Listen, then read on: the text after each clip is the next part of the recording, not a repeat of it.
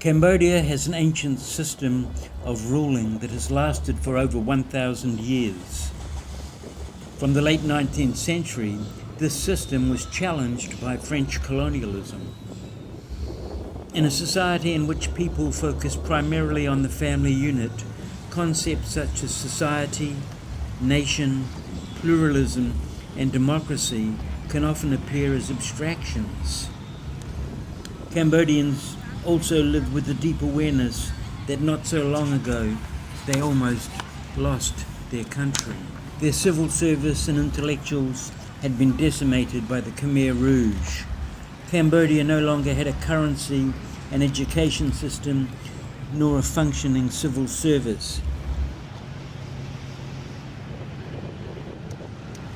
This is the Tonle Sap, which at this time of the year flows down to the Mekong, which is there.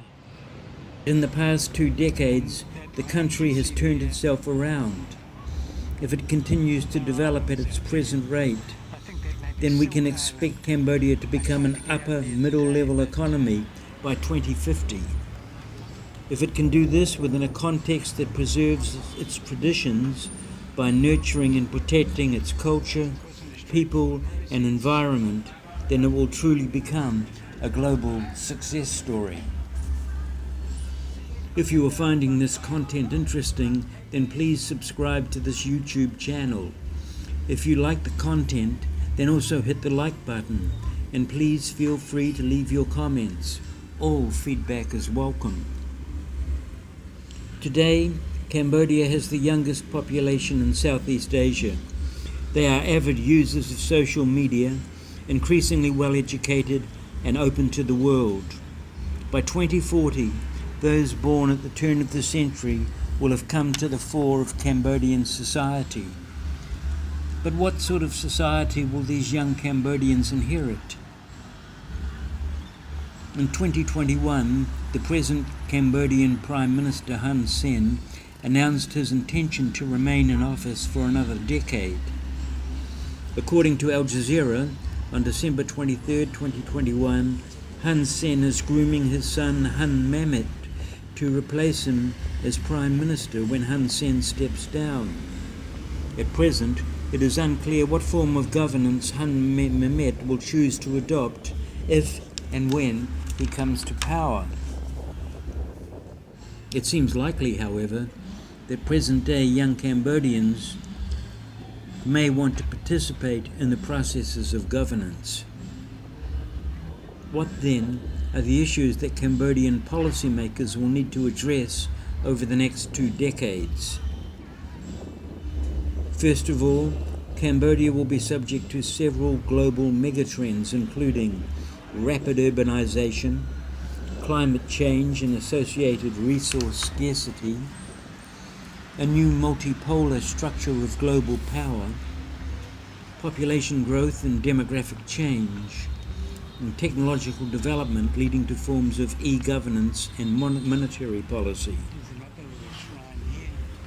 The first 20 years of the new millennium have seen Cambodia undergo considerable economic transformation, marked by its embrace of the market economy. Since 2020, Cambodia has become one of the fastest growing economies in the world. Unfortunately, this transformation is being played out amidst growing tensions between China and the United States as each vies for global power. Cambodia's foreign policy will need to be grounded in neutrality and pragmatism. This will require committing to a multilateral approach which balances Cambodia's national interest with ASEAN's regional outlook to best safeguard its interests and maintain Cambodian sovereignty.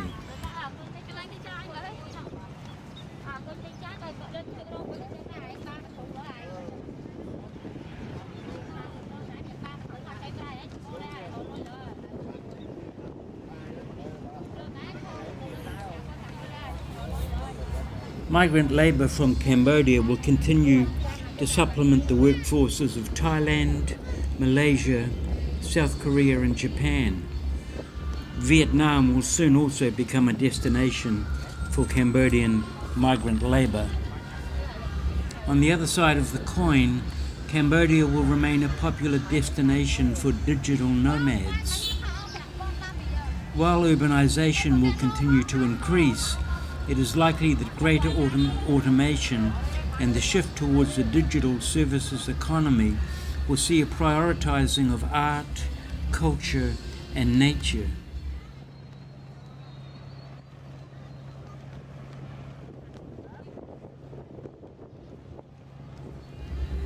Cambodia is vulnerable to the effects of climate change, in which large areas of the Mekong Delta, the southern coast and the vast floodplain surrounding Phnom Penh could be affected by changing water levels.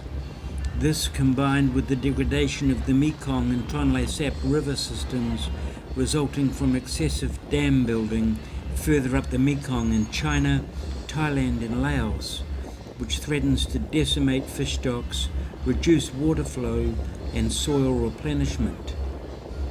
Cambodia can counter this to some extent by developing sustainable energy sources such as solar power, thereby reducing its reliance on hydroelectric power.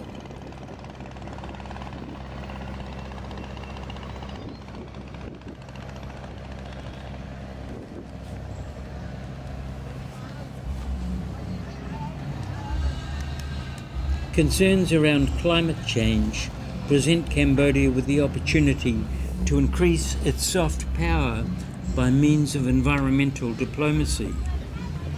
By 2040, Cambodia can act collectively with other nations toward global environmental sustainability. Toward this, Cambodia can achieve 60% of forest cover across the entire nation by 2040, and it will also be carbon neutral by this time. Diplomats will be key in negotiating international environmental accords and interacting with countries that have been leaders in environmental good governance. Countries such as Sweden, South Korea and Norway. New technologies also have the potential to increase sustainable production by employing mapping and planting techniques by drone, for example. State forest management can be transferred to communities, indigenous communities, that have long-term interests in protecting the resource. This process has already begun. Cambodia will need to be non-aligned and neutral, supporting multilateralism via institutions such as ASEAN and the United Nations, as it diversifies its economy by placing greater emphasis on agriculture, manufacturing, and the knowledge economy. This will accompany a demographic shift away from Europe and North America toward Asia and Africa, as ASEAN begins to move toward becoming a single market economy.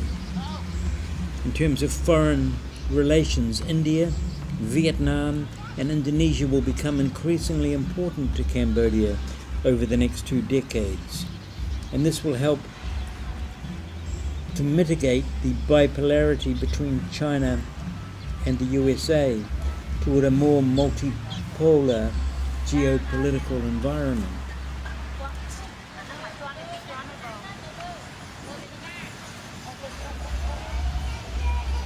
E-governance will streamline services, create greater efficiencies, and reduce the cost of delivering government services on a results-based model. The civil service will be enhanced in terms of services offered, staff remuneration, and transparency. For the civil service to succeed, the public will need to perceive it as efficient, responsive, and accountable.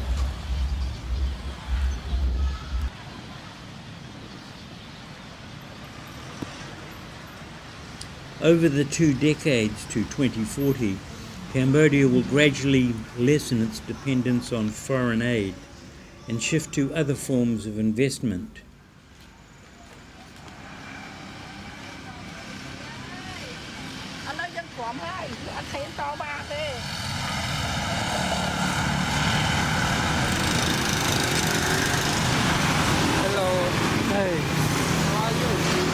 well, thank you. New Zealand. What? New Zealand. New Zealand? Yeah. Oh, good country. Uh-huh. Yes, I like. I Cold. like very much. Cold. Yes. Thank you, sir. Thank you.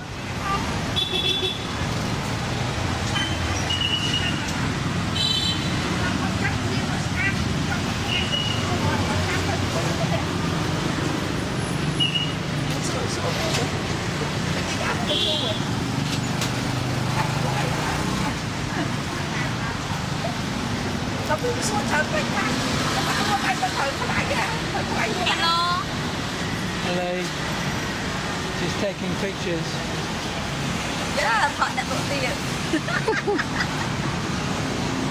Sọc cả anh ăn miên ăn luôn chân ấy mà sọc cái máy con này. Bà bật thẳng chạy. Đây là Ferry. con làm. ថតឲ្យទិញមួយតែអត់ទិញអត់បានទេបើខំថតថត Rồi.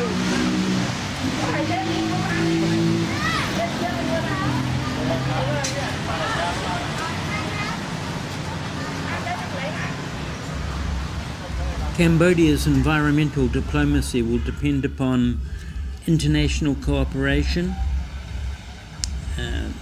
establishing consensus between developed and developing nations, global tree reforestation, new forms of environmental governance, laws and regulations focused on environmental protections, the adoption of appropriate technology, and the national transformation of education.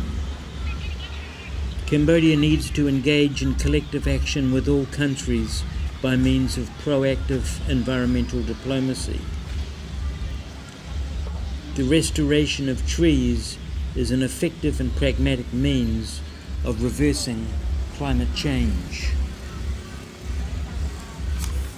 And Cambodia's reputation can be cemented around its policies of green growth.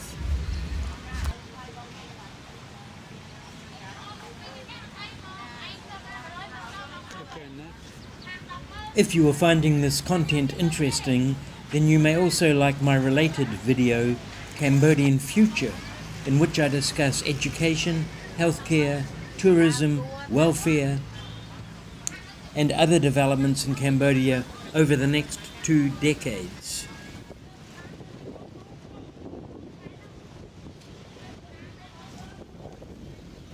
The relationship that Cambodian people have to power is deeply rooted in social traditions, which are widely thought of as the natural order of things, being an inherited social hierarchy. Cambodia's ancient political system is, at best, one of benign hierarchy complemented by widespread patronage. As in other Southeast Asian countries, these ideas do not accord well with Western notions of democracy. For a Cambodian to challenge power is to challenge the natural order of things. If the people have few formal freedoms, they have many informal ones, including a lack of regulatory constraint, the freedom to structure their own time, and their freedom to associate with others. Cambodians are not surveilled to the same extent as citizens of Western democracies. Cambodian citizens will increasingly interact with the government and public service by electronic means over the next 2 decades. This will depend upon the digitization of all public services and methods of payment by 2040. Civil servants will be represented as e-servants, being public servants who deliver e-services.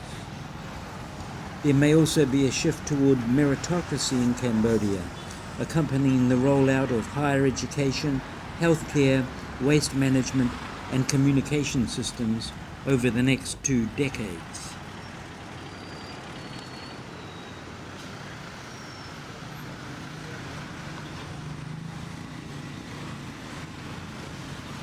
It will be important for Cambodia to retain control of its media as both China and the United States are interested in controlling or having a say or a stake in Cambodian media.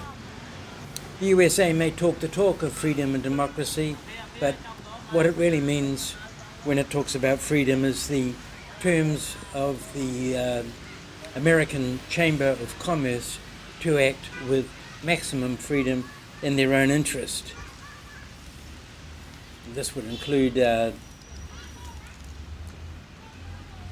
introduction of American fast foods, which are already here in the form of Carl's Jr., Starbucks, Kentucky Fried, probably McDonald's, Burger King. But these turn out to be high-cost options for Cambodians at low-quality food, and food which will create obesity and associated health problems over the long term, which will impact the Cambodian Health Service and its capacity to deliver services to the people. As it is today anyway, Cambodia is a lush tropical paradise full of water and food resources, locally produced coffee, fruits, vegetables, poultry and meats at very low cost. Abundant food, abundant affordable food resources, and water. The United States talks about democracy but has been unable to deliver democracy to Iraq or Libya or many other places, and is indeed a failing democracy within its own borders. A country with a failing democratic system and one which cannot provide basic welfare services for its own people cannot become an exporter of democracy. Whereas for Cambodia, the situation is that it is a rapidly modernizing country with a traditional political system. This traditional political system can be seen as a means of protecting cultural traditions, things that are inherently Cambodian and will be adversely affected by certain ideas of freedom and democracy. So how does Cambodia achieve this or create this balance between tradition and modernity? Modernization seems inevitable, but will the destruction of Cambodian culture result from this? And what will be the social impacts of such? We've seen what's happened in Western liberal democracies in the age of neoliberalism and market reforms that have created enormous social inequality and created iniquitous systems and failing welfare systems. Do the new Southeast Asian economies and cultures want this? Or do they want to define for themselves the terms of their own development? Most certainly the Western powers have not been shy about imposing their own values on this part of the world, often with terrible effects. They've liberally dispersed bombs and warfare and co-opted economic resources. What new order can arise for Southeast Asia in the post-pandemic world?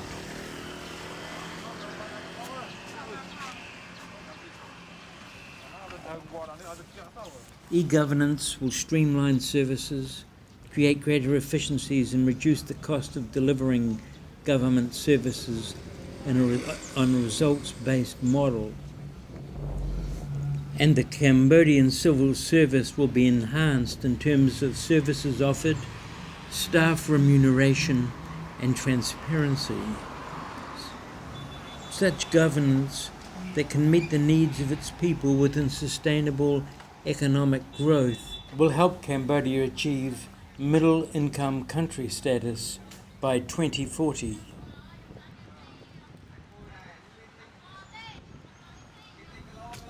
Thank you for watching, and if you found this video interesting, then please subscribe to this YouTube channel by clicking on the icon at the lower right-hand corner of your screen, or hit the subscribe button.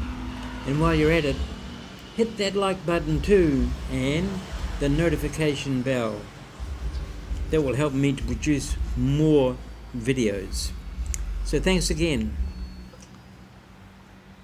For those of you who have been following my videos, you may have noticed that this video started off on the riverfront, a few hundred meters down from where I had been videoing for the riverfront for 6 Things to Do in Phnom Penh. And now we're walking back from the Royal Palace toward the Smile 24-hour mini-mart, which is also featured in that 6 Things to Do in Phnom Penh, or the intersection is, and in a separate video called Smile 24-hour mini-mart. Both available on this YouTube channel.